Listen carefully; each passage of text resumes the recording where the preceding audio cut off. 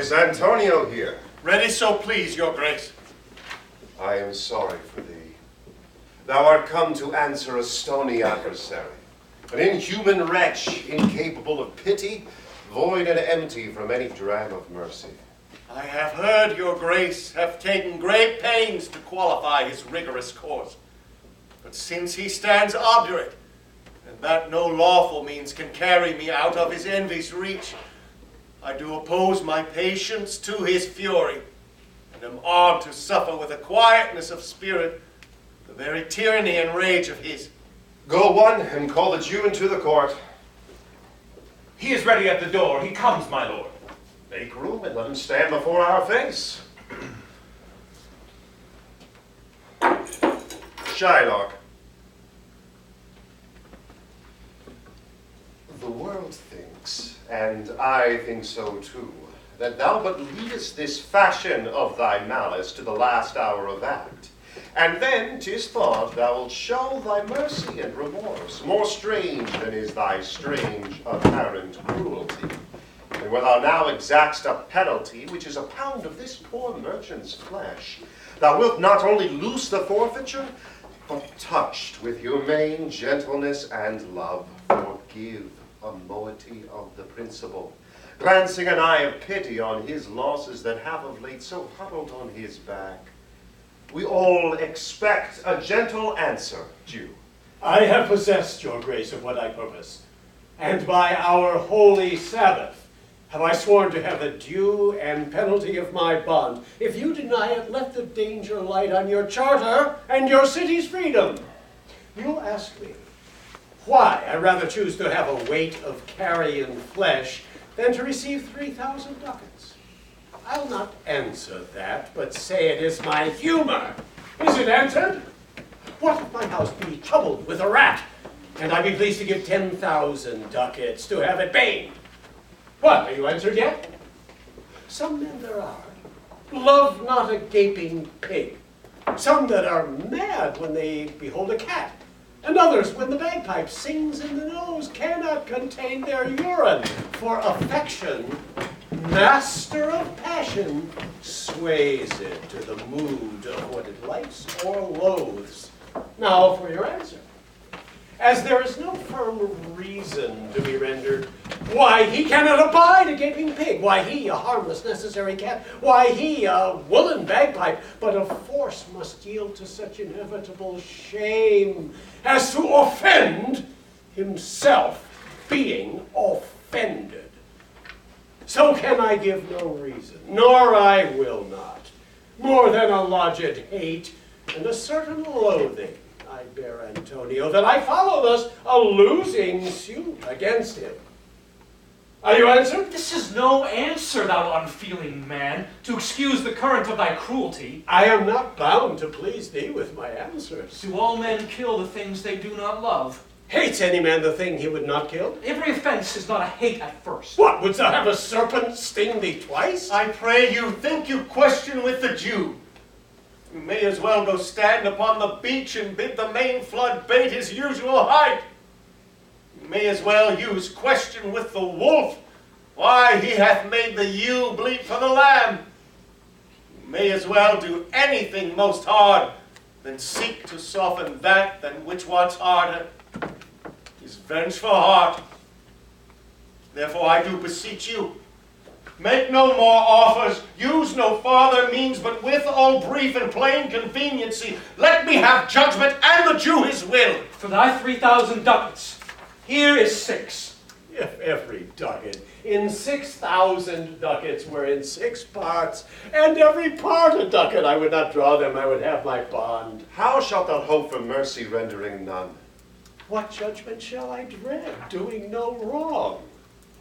You have among you many a purchased slave, which, like your asses and your dogs and your mules, you use in abject and in slavish parts because you bought them. Shall I say to you, oh, let them be free.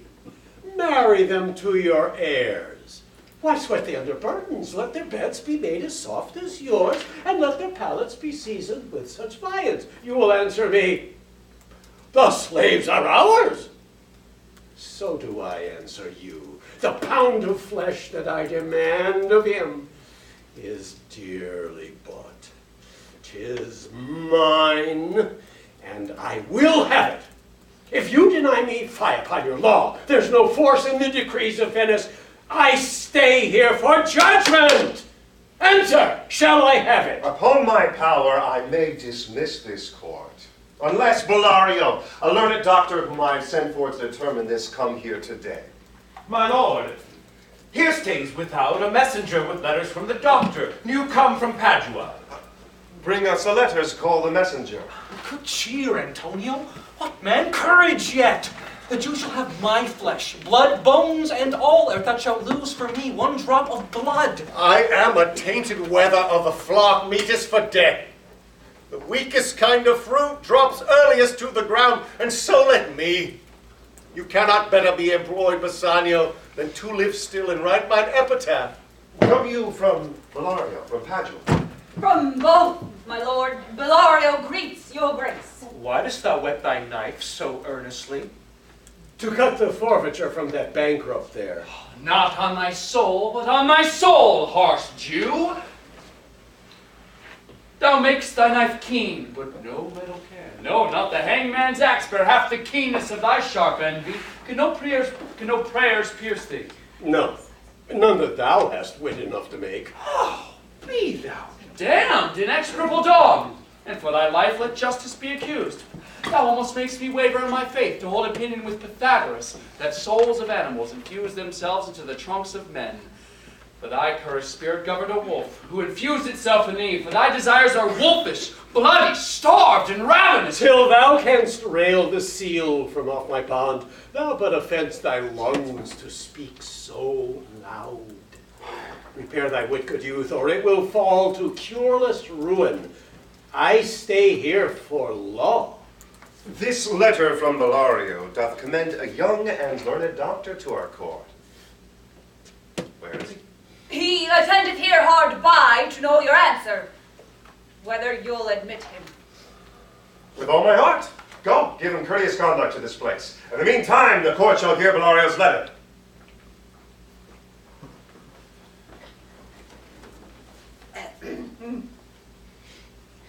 Your grace shall understand that at the receipt of your letter I am very sick. But in the instant that your messenger came, in loving visitation was with me a young doctor of Rome. His name is Balthasar.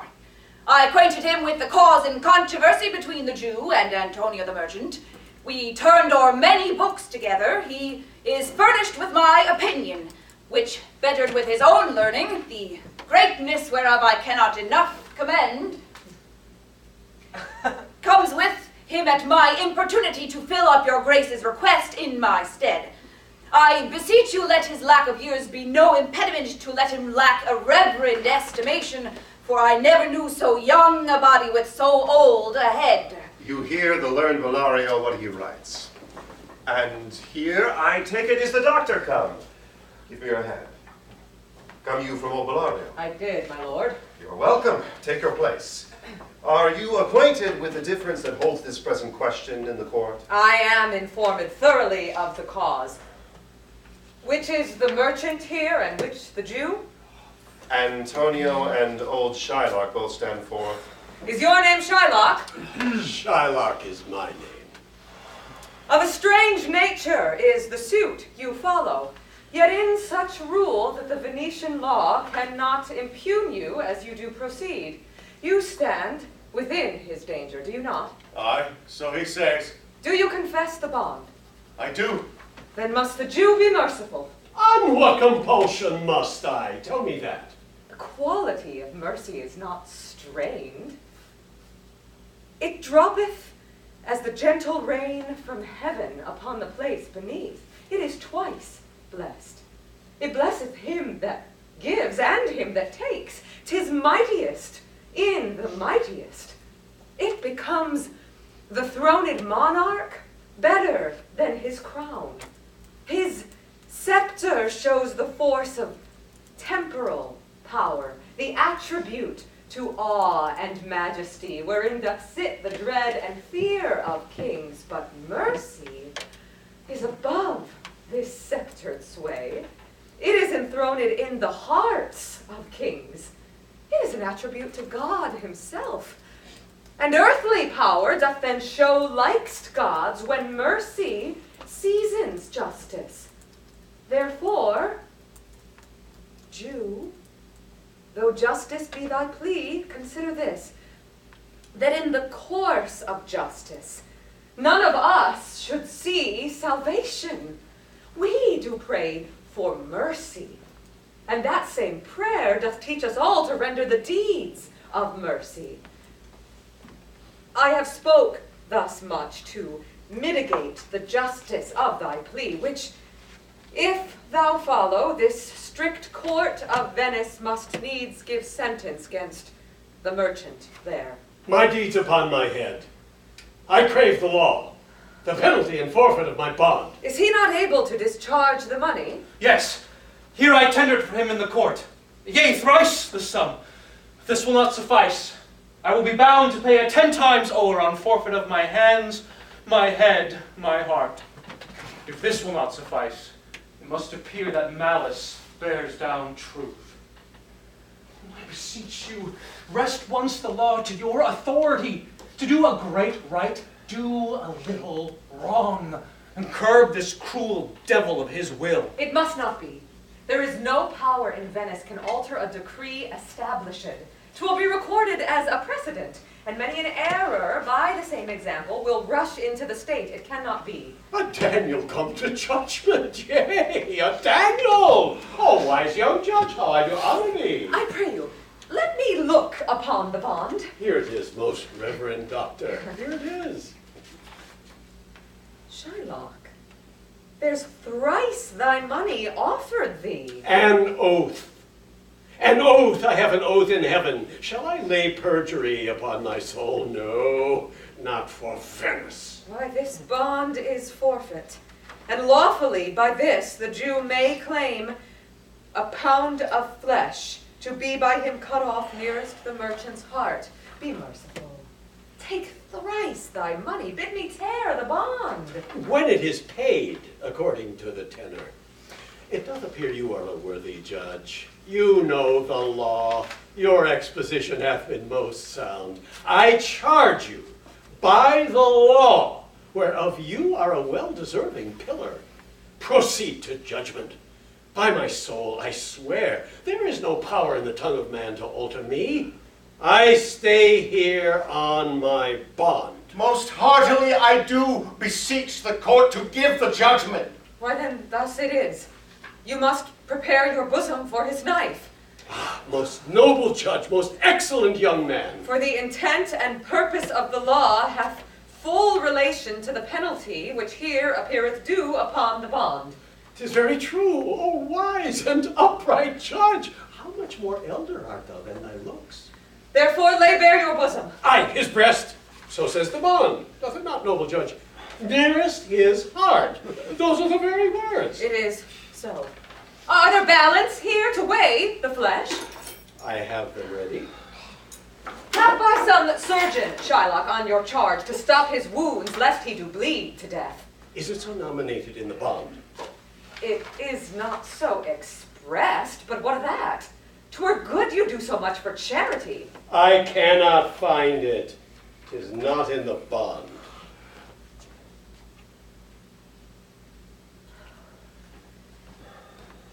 You, merchant, have you anything to say? But little. I am armed and well prepared. Give me your hand, Bassanio. Fare you well. Grieve not that I am fallen to this for you. Commend me to your honorable wife.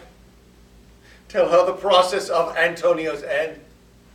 Say how I loved you. Speak me fair in death. And when the tale is told, bid her be judge whether Bassanio had not once a love. Regret but you that you shall lose your friend, and he regrets not that he pays your debt. Or if the Jew do cut but deep enough, I'll pay it instantly with all my heart. Antonio, I am married to a wife which is as dear to me as life itself. But life itself, my wife, and all the world are not with me esteemed above thy life. I would lose all. I sacrifice them all here to this devil to deliver you. Your wife would give you little thanks for that if she were by to hear you make the offer. I have a wife who I protest I love. I would she were in heaven so she could entreat some power to change this cursed Jew. 'Tis well you offer it behind her back. I wish would make else an unquiet house. These be the Christian husbands.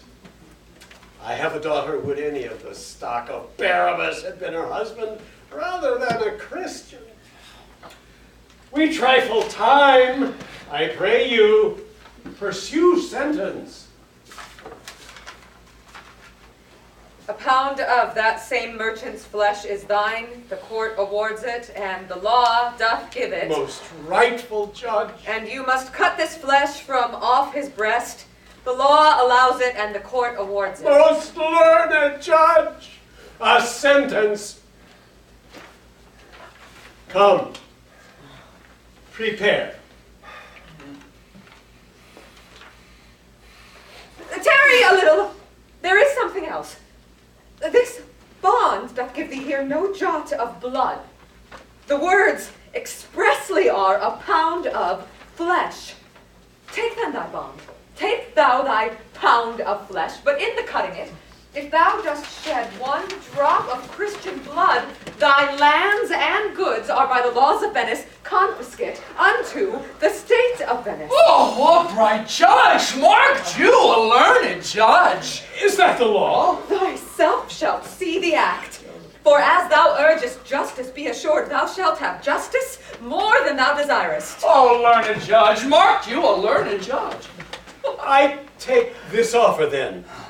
Pay the bond thrice and let the Christian go. Here is the money. Soft, the Jew shall have all justice. Soft, no haste. He shall have nothing but the penalty. Oh, Jew, an upright judge, a learned judge! Therefore prepare thee to cut off the flesh. Shed thou no blood, nor cut thou less nor more, but just a pound of flesh. If thou takest less or more than a just pound, be it but so much as makes it light or heavy in the substance, or the division of the 20th part of one poor scruple, nay, if the scale do turn but in the estimation of a hair, thou diest, and all thy goods are confiscate. A second Daniel, and Daniel still Jew. Now, infidel, I have you on the hip. Why doth the Jew pause? Take thy forfeiture.